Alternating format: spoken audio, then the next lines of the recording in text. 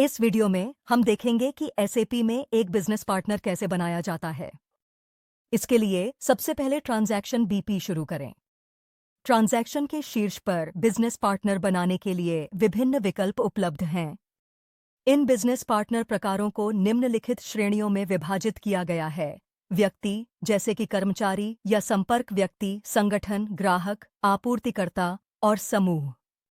इस मामले में एक ग्राहक बनाना आवश्यक है, इसलिए संगठन चुनें।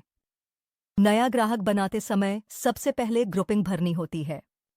इसके लिए ग्रुपिंग 001 इंटरनल नंबर असाइनमेंट चुनें। जैसा कि इस ग्रुपिंग के नाम से स्पष्ट है, यहां आंतरिक नंबर असाइनमेंट का उपयोग किया जाता है।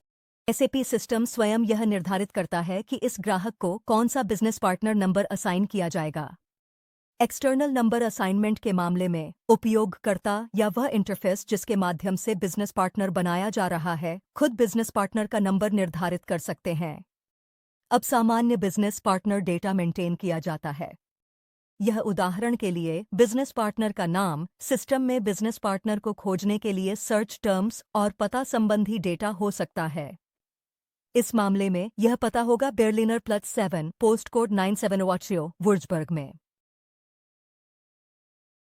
बिजनेस पार्टनर का देश जर्मनी है।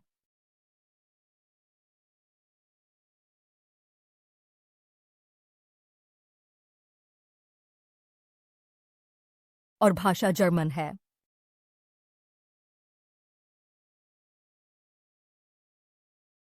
अब सेव पर क्लिक करें। इसके बाद सिस्टम अपने आप एक बिजनेस पार्टनर नंबर असाइन कर देता है। हमारे मामले में सिस्टम ने नंबर 55 असाइन किया है।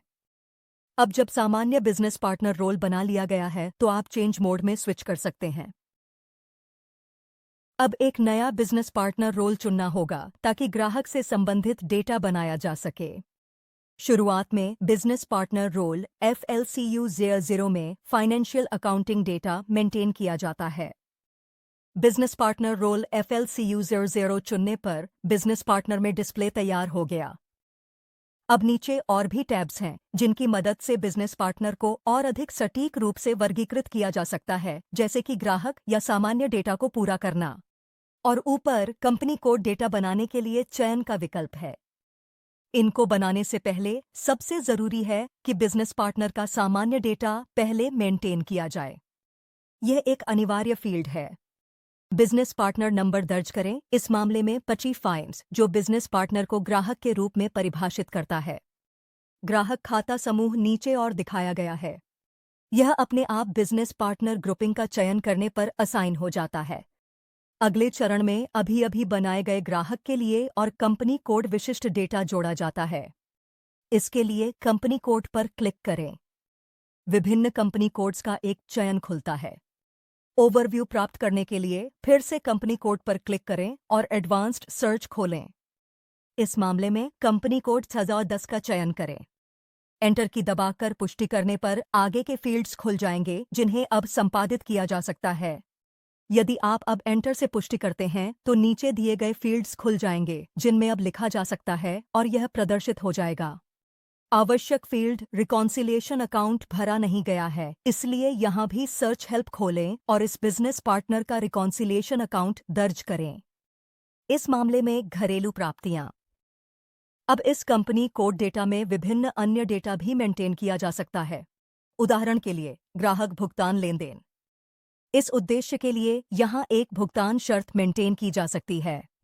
इस मामले में 14 दिनों के भीतर 2% छूट के साथ एक मानक भुगतान शर्त चुनी जाती है। भुगतान लेन देन डेटा के अलावा इस दृश्य में पत्राचार के लिए एक डनिंग प्रक्रिया भी मेंटेन की जा सकती है। उदाहरण के लिए 4 चरणों वाली 15 दिन की रिमाइंडर प्रक्रिया। इस डेटा के अलावा आप स्टेटस पर भी क्लिक कर सकते हैं। यहां कंपनी कोड की स्थिति मेंटेन की जा सकती है। इस मामले में एक पोस्टिंग ब्लॉक या डिलीशन ब्लॉक। इसका मतलब है, उदाहरण के लिए, कि इस बिजनेस पार्टनर या ग्राहक को निर्दिष्ट कंपनी कोड के लिए ब्लॉक कर देना चाहिए। या यदि चुनने के लिए कई कंपनी कोड हैं तो सभी कंपनी कोड पर एक ब्लॉक लागू किया जाता है। इस मामले में यह वांछित नहीं है। चेकबॉक्स को अनचेक करें और सेव करें। हमें उम्मीद है कि ये वीडियो आपके लिए सहायक रहा। यदि आपके पास कोई अतिरिक्त प्रश्न या टिप्पणी है तो कृपया नीचे संदेश छोड़ें। अगली बार फिर मिलेंगे यहीं अकादमी में।